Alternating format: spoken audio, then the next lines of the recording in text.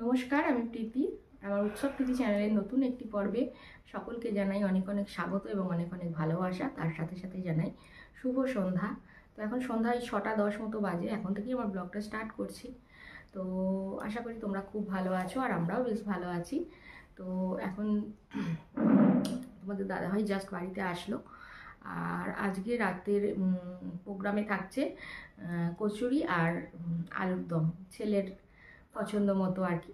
তো সবাইরই এটা পছন্দ, তোমাদের দাদাভাইয়েরও পছন্দ, আমারও পছন্দ, সবাইরই পছন্দ। আর সব থেকে বড় কথা হচ্ছে এবছর না একদিনও ওই কড়াইশুঁটির কচুরি খাওয়াই হয়নি, শীত চলেই গেল।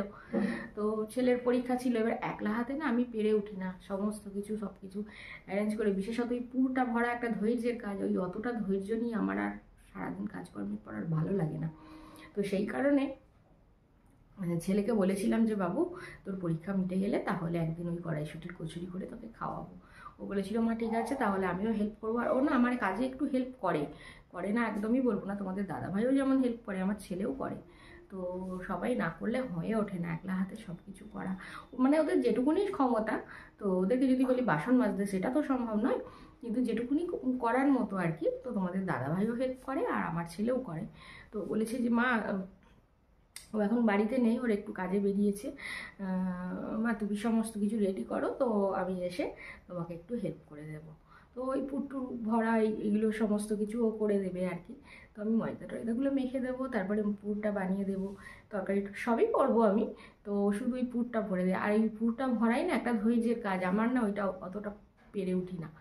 আর তাড়াহুড়ো থাকে, তো তো সেই কারণে আর কি ও এসে পুরটা পড়বে। তো চলো এবার এক এক করে কাজকর্মে হাত লাগাই, অনেকটাই সময় হয়ে গেল। আর এখন যেহেতু বেলাটা একটু বড় হয়েছে, এই সন্ধ্যা দিলাম, তো 6টা বাজছে, তো তারপর আর কি সন্ধ্যা হচ্ছে। তো চলো সাথে থাকো, দেখতে থাকো, আশা করি ভালো লাগবে। মটরশুঁটিটা এখন পেস্ট করব, তো সেই কারণে মিক্সিটা বের করে নিচ্ছি। আর মিক্সিটা আমি রান্নাঘরে রাখি না, কারণ রান্নাঘরটা তো আমার ছোট। আর সবথেকে বড় কথা হচ্ছে রান্নাঘরের মধ্যে একটা তেল ছিটে পড়ে যায়, তারপরে সেরকমভাবে রান্নাঘরে রাখার কোথাও জায়গাও নেই। তো সেই কারণে আমি এই যে ছেলের ঘরটা আছে এই ঘরে খাটের নিচে তো মিক্সিটা ওই বক্সের মধ্যে ভরে গুছিয়ে রেখে দিই। মিক্সির যে মেশিনের বা বক্সটা আর কি, সেই বক্সটা এখনও আমার আছে, প্রায় 15 বছরের উপর হয়ে গেল মিক্সিটার বয়স, কিন্তু এখনও বক্সটা সুন্দর করে রেখে দিয়েছি। তো বক্সটার মধ্যেই গুছিয়ে মিক্সিটা রাখি আর কি। তো চলো মটরশুঁটিটা বাটতে বাটতে তোমাদের সঙ্গে একটা গল্প শেয়ার করি। সত্যি কথাই আজ গল্পে পরিণত হয়েছে, কারণ তখন পরিস্থিতির সঙ্গে মানিয়ে নিতে পারতাম না, আর এখন পরিস্থিতির সঙ্গে মানিয়ে নিতে পারি, এটাই হচ্ছে পার্থক্য। তো আমার তখন নতুন নতুন নতুন বিয়ে হয়নি, তখন আমার ছেলে প্রায় 7-8 বছর হয়ে গেছে। তো কোনো দিন আমি কড়াইশুঁটির কচুরি তার আগে তৈরি করিও নি, আর আমার শাশুড়ি মাও কোনো দিন এসব জিনিস পারতও না, করতেও না। তো যাই হোক, যথারীতি আমার শাশুড়ি একদিন পাশের বাড়িতে দেখে এলো যে তাদের বৌমা কড়াইশুঁটির কচুরি করছে। তো আমাকে এসে বললো বৌমা আমাদের একদিন কড়াইশুঁটির কচুরি করবে। আমি কিন্তু কোনো দিনই যে পারিনি বা করিনি বলে কোনো কাজকে হার মেনে যাব, এটা কিন্তু আমি কোনো দিন করিনি। আমার সবসময় মনে হয়েছে ও যদি পারে তাহলে আমি কেন পারবো না, বলে আমি এবার কচুরি করবার জন্য মনস্থির করেছি। সমস্ত সব যা কিছু করে তো শুনে এসেছি, তো এসে এবার করতে লেগে পড়েছি যথারীতি। তো মানে পেস্ট তৈরি করে মটরশুঁটিটা আর কি, মশলাটাও করেছি, কিন্তু মশলাটা যখন ওই কড়াই লেগে লেগে আসছে না, তখন আমি ভেবেছি যে হয়ে গেছে বলে এই নরম মশলাটাই আর কি নাবিয়ে রেখেছি পুরটা। তো এবার ওই নরম পুরটা যখন কচুরির মানে লেচির ভেতর দিচ্ছি, দিয়ে আর পুরটা দিয়ে আর বেলতে পারছি না, সে একটা বিশ্রী পরিস্থিতি তৈরি হয়ে যাচ্ছে, পুরো ফেটে চারদিক হয়ে যাচ্ছে, আর তার উপরে চাপ দিয়ে বেলছি যেমন লুচি বেলে। তো এবারে ওই একদম পুরো নষ্ট নষ্ট হয়ে যাচ্ছে, আমার আর ভালো লাগছে না। তো আমার ছেলে তখন ঘরে পড়াশোনা করছিল, তখন এবার বাবুকে আমি বলছি বাবু দেখ না আমি এরকম বেলতে পারছি না, এরকম নষ্ট হয়ে যাচ্ছে। তখনও বললো মা পুরটা আর একটু শক্ত করো দেখবে ভালো হবে। তখন কিন্তু ওর বেশি বয়স নয়, 7-8 বছর বয়স, তখনই ও একটা আইডিয়া মানে এসে গেছে আর কি। তো ও তখন আমাকে বললো, আমি তখন আবার পুরটা নিয়ে গিয়ে যথারীতি ওই কড়াইয়ের মধ্যে দিয়ে তো খুব কষ্ট করে পুরটাকে তৈরি করলাম। তারপরে এবার ও বললো মা তাহলে তুমি ছাড়ো, আমি আস্তে আস্তে ওই ইয়ের মধ্যে লেচির মধ্যে পুরটা ভরে দিচ্ছি আর তুমি বেলতে থাকো, আর আস্তে আস্তে করে সাবধানে ধীরে সুস্থে বেলো দেখবে ভালো হবে। আর সত্যিই তাই, ওকে দিলাম, ও সুন্দর করে পুরগুলো একদম লুচির মধ্যে ভরে দিল, আর আমি বেশ সুন্দর করে ওই আস্তে আস্তে করে ধীরে সুস্থে বেলে নিলাম। তো সেইভাবেই আর কি করলাম। আর তা না হলে আমি ওকে বলছি যে বাবু এক কাজ করি, এই মটরশুঁটির যে পেস্টটা বানিয়েছি এটা ময়দার সঙ্গে মাখি। আমার ছেলে বলছে তাই কি হয়? তো এই হচ্ছে মটরশুঁটি তৈরি করার আমার হচ্ছে গল্প, জানো, সরি, মটরশুঁটির কচুরি তৈরি করার গল্প। শুনলে অবাক হয়ে যাবে। তো এক একটা জিনিস শিখেছি, এক একটা শেখার পিছনে এক একটা গল্প আছে। তো তোমাদেরকে আস্তে আস্তে সব কিছুই বলবো, জানতে পারবে তোমরা আমার সম্বন্ধে। আর এদিকে দেখো পুরটাও রেডি করে নিয়েছি। আর একটু ছাতু দিলে না খুব সুন্দর হয় গো। আমার মা বলেছিল যে একটু ছাতু দিবি, খুব সুন্দর হয়। তো পুরটা যখন হয়ে হয়ে আসছিল তখন ওই 2 চামচ মতো ছাতু দিয়েছি। দেখো না কি সুন্দর হয়েছে পুরটা। ময়দাটা এবার মেখে রাখি। আমার ছেলে এখনও আসেনি, তো ও আসলে এবার ইয়েটা করবে আর কি, পুরটা ভরবে। আর তারপরে আবার আলুটা কেটে আলুর দমটাও চাপাবো। তো এবার ঝটপট ময়দাটা মেখে নিই, পুরটা তো রেডি হলো।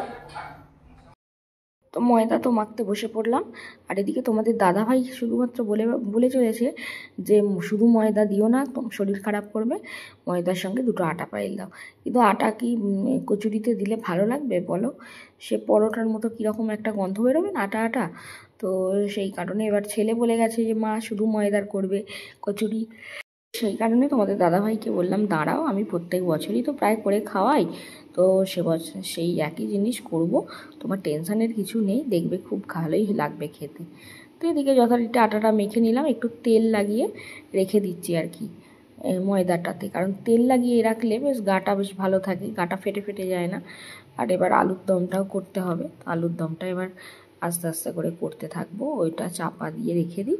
তো ছেলে আসলে তারপরে গুচিগুলো কেটে দেব, তারপরে ও এবার আস্তে আস্তে করে মানে ওই গুচির মধ্যে পুরগুলো ভরবে আর কি। ওটা একটা ধৈর্যের কাজ, আমার আবার অত ধৈর্য কুলোয় না, এই হচ্ছে কথা।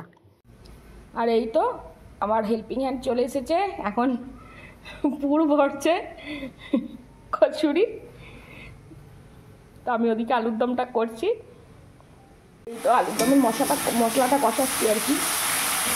আর আমার না এত গলা খুসখুস করছে আর প্রচুর পরিমাণে কাশি হচ্ছে, আমি জানি না, গলা দিয়ে আর ভয়েস বেরোচ্ছে না। এবার আলুটা দিয়ে একটু কষাবো, কষিয়ে তারপর জল দিয়ে দেবো। আলুটা সিদ্ধ করে রেখেছি। আর এইবারে এই তো আলুটাও দিয়ে দিলাম, আর অল্প করে একটু মটরশুঁটিও দিয়েছি। তবে আমার উৎসব আবার মটরশুঁটি দেয়া, আলুর দম খেতে চায় না একেবারেই, তোকে একটু মটরশুঁটিগুলো বেছে বেছে দিতে হবে।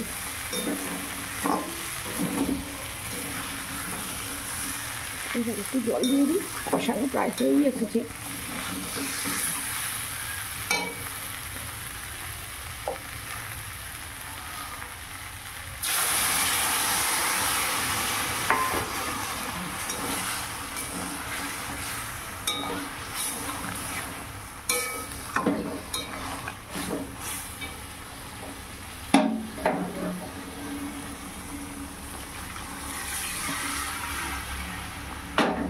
একটু গরম জল দিয়ে দিলাম।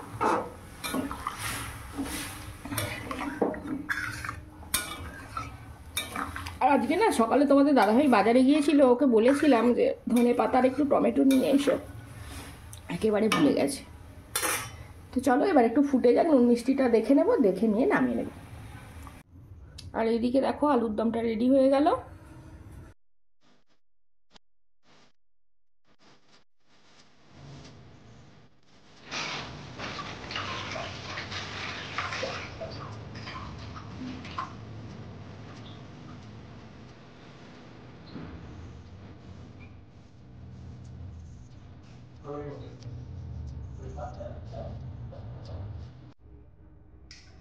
আর এখন লুচিগুলো বেলে নিচ্ছি। এই তো কিছু লুচি আমার বেলা হয়ে গেছে, বেশিটাই বেলা হয়ে গেছে, এখন 4টে মতো আছে। আর লুচি মানে এই কচুরি আর কি, সরি লুচি বলে ফেলছি বারবার। আর এই কচুরি না খুব হালকা হাতে বেলতে হয়, কারণ একটু যদি চাপ পড়ে যায় তাহলেই ফেটে যাবে, পুর বেরিয়ে যাবে। তো ধীরে সুস্থ যেন পেরেছি আর কি। আর তেলটা ওখানে গরম করতে দিয়ে দিয়েছি। তো এবার 4টে বেলে নিই, তারপরেই ভাজবো। রান্নাঘরে লুচি ভাজতে। আর এই তো বারবার লুচি বলে ফেলছি, কচুরি, লুচিটাই বেশি খাওয়া হয় তো এই জন্য লুচিটাই বলে ফেলছি বারবার। কচুরি ভাজতে, কচুরিগুলো ভেজে নিলেই আমার রাতের খাবার দাবার কমপ্লিট হয়ে যাবে আজকের মতো। আর কচুরি হচ্ছে আমার ছেলের সবারই প্রিয়, আমার ছেলের আবার একটু বেশি প্রিয়।